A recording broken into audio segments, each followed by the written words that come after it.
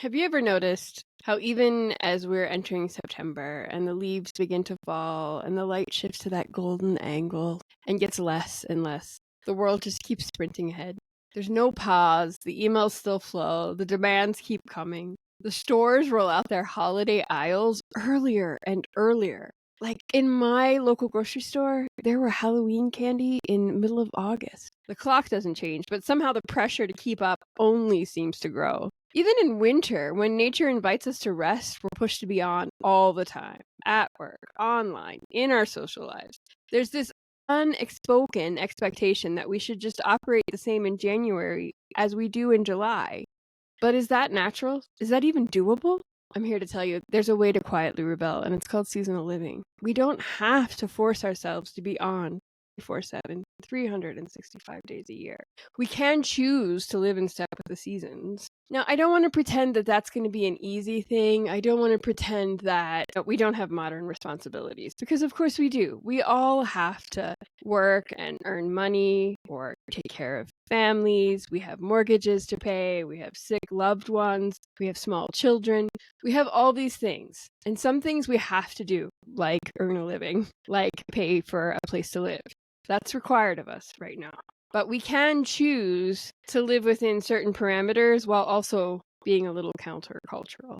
And for me, it all starts with seasonal living. It all starts with aligning my life to the rhythm of the earth. That does not mean choosing to live off grid or living way out in the mountains. I live in a small home at the edge of town. It's a small town. I work, I'm online, I do a lot of things.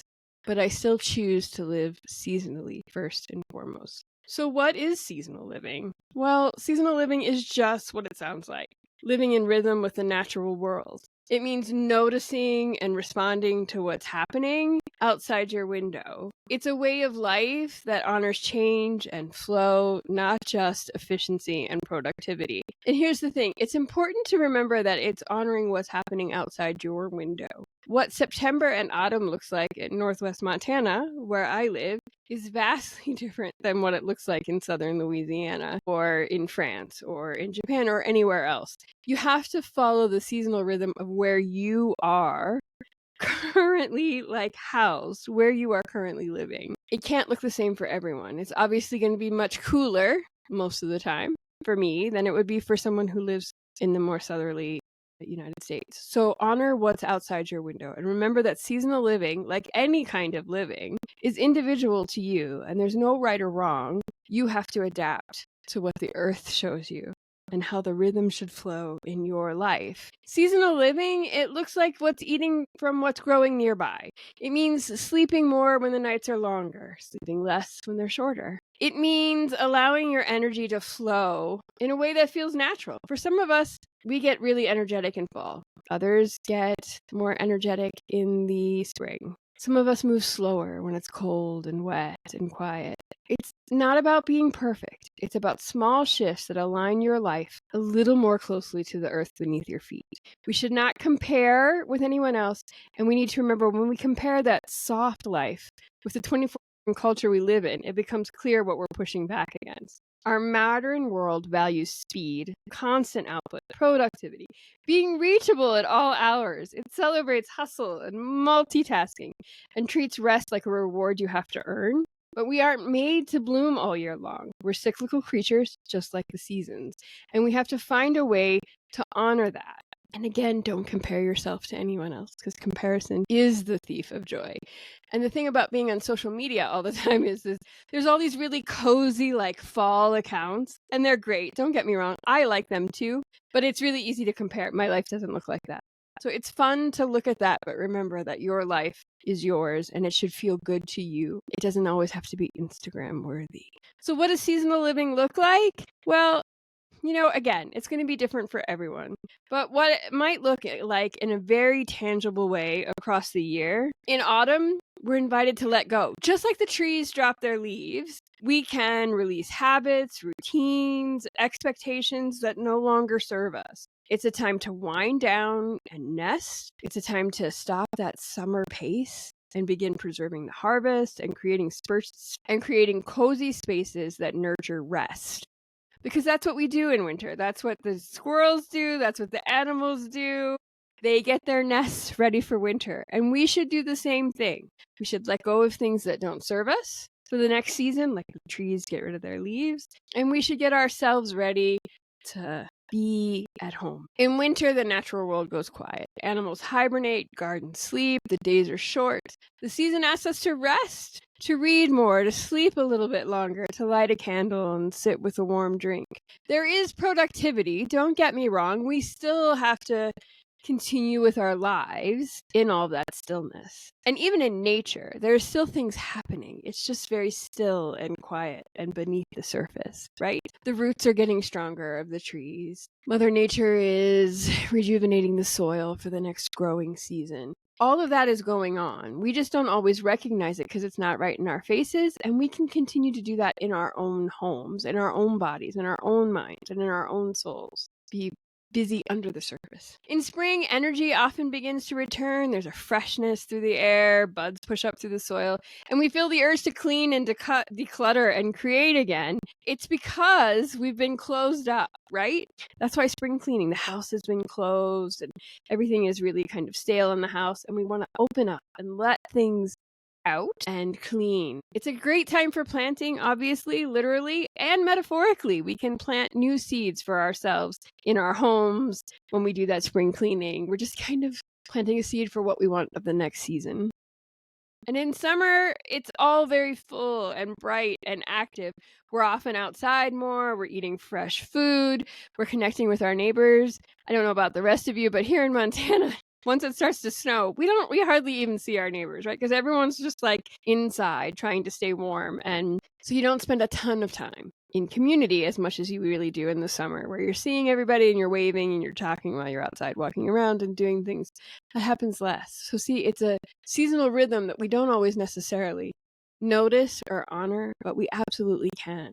So even in the fullness of summer, right, when there's so much growing and chores and things that can go on, there can still be a slowness, a nap in the hammock, watching the clouds float by, a quiet walk before it gets too hot, savoring through the seasons, not sprinting. And this is true in every season. We should savor it because each season offers us something special.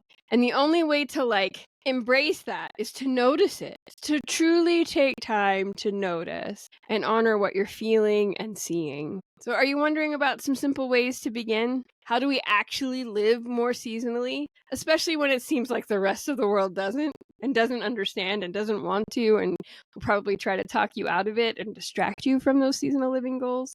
Here's a few really simple ideas. Tune in every single day to the natural world. You just have to start by noticing. What's the weather like? What's blooming or what's falling? How does your body feel? Is it hot? Is it cold? What's the light like? It's great if you just notice these things mentally, right? Like I noticed the other day that I heard geese, Canadian geese, like that loud honking, right, of them flying overhead. And I hadn't heard them obviously in a couple of months, but they're obviously beginning their migration south. And so I noticed that and I jotted it down in my journal because I like to kind of keep track of when I notice the first ones flying south and flying north and all of that each year.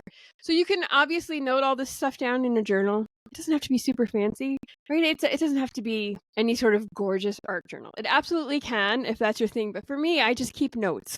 My journal is more note taking. I saw an elk herd, or I heard the geese, or I saw rose hips, all of that kind of thing. I just keep track of it. And I think that when you notice, it's a lot easier to align yourself with the seasons. And you'll also notice kind of how your body feels. It just starts with noticing. Plan around nature, not just the calendar, right? So nature, we have these dates set on the calendar, which are obviously correct in some ways, right? It has to do with the alignment of the sun and the moon and all of that. But fall might not officially start for your neck of the woods on September 21st. It might be earlier, it might be later. So just plan around what nature is doing and allow yourselves to honor what happens in your own body. If your energy is dipping in winter, could you ease up your schedule a little bit? Could you take a few commitments off your calendar. Maybe you have more momentum in summer. So could you schedule bigger projects for then? Could you do things in summer that you don't really feel like doing in winter? Now, obviously, sometimes that's okay and sometimes you can't. You need to do what you need to do. But if you need to sleep more in February than you did in June, that's okay. You're not a machine. Honor that. Create small seasonal rituals. These don't have to be grand things. They don't need to be altars and rituals and they don't need to be doesn't need to be a church service or some sort of gathering in the woods. It just needs to be things that add a certain reverence to your day, add a rhythm to your life, that make you feel good and that honor the seasons. That's what I mean when I say rituals. Think of it as you like to bake cookies more when it's fall, right? Or you're making applesauce when the apples are ripe. You are eating salads in the spring. You're harvesting berries in the summer when they're ripe. It's really just about honoring what's happening. Maybe it's walking in the rain in spring, or taking a walk at dusk or dawn in the fall, making some sort of herbal tea in July. These are the markers of a life that are aligned with the seasons. I just think it's really hard to keep going at the same pace all year long. I know I try, right? Because I have a business and I want things to be going along. And I'm going to tell you, it just feels heavy and I get really unmotivated. And so what I try to do is just listen and notice, not just in my professional and business life, but in my personal life. What can I do so I can be more creative and also do the things I need to do, as well as find time to read, rest, reflect? It's not easy. I don't want to pretend that it is. And in our world where we are constantly distracted, constantly faced with social media and seeking dopamine hits and all of that, it is so hard to find and stick with a seasonal rhythm because everything wants us to consume, right? Everything wants us to buy stuff to make us feel better. And it wants us to buy the seasonal candles and the new throws and the special water cups. We don't need to do any of that.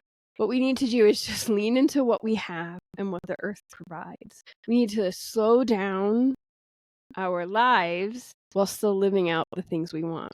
It's not always about progress. It really is about finding success in living the simple life that you most want to live. When I do that, I'm happier, I'm more content.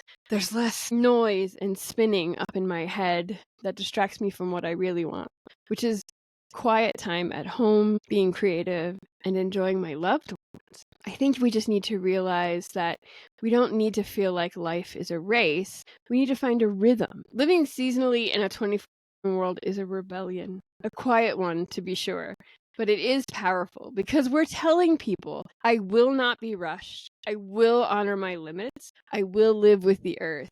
And when we are living with the earth and living within our personal limits, we're not asking anyone else to live outside their limits either. And we are respecting and honoring other people, our communities, the earth, and what it can provide. We are understanding that we cannot have limitless growth for ourselves, for the earth, or for anything else. That we have limits and it can be respected and honored and joyous. It can be so joyous to live simply. And I just want to encourage you to continue to live in a relationship with the world around you and the people around you. You don't have to change everything overnight. Just choose one thing that you'd like to do. Maybe it's eat a seasonal meal once a week, or go for a walk once a week and leave your phone in your pocket so that you can just kind of notice what's going on. If you can, one of the things I love to do is take a walk in the same location at least once a week. So maybe it's just a walk around the block, or if you have a local park that has a small trail, maybe just a mile. It doesn't have to be super long. And you just walk that trail or walk that walk around your block every week. Notice how things change week to week, month to month, season to season, right? Notice when that tree is in bloom or those flowers, and what birds you hear or don't hear, and when things start to drop their leaves, and just all of those things. If you can notice that, it will undoubtedly affect the things in your home. So just notice where you are in the wheel of the year right now, and what's one thing you can shift even slightly, to honor the season you're in. It does not have to be about doing it all or doing more or adding something else to your to-do list. We don't want it to be overwhelming. It's about being present right here, right now. Be here now, if you know the book by Ram Dass.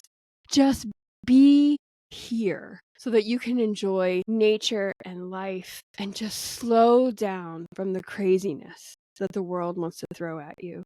I just want to encourage you to do that. As we begin September, this is a great time because the season is definitely starting to shift. I would love to hear about it, so please feel free to email me or subscribe to the new Substack, and we will be in touch soon. Take your time, enjoy the season, and enjoy fall, friends.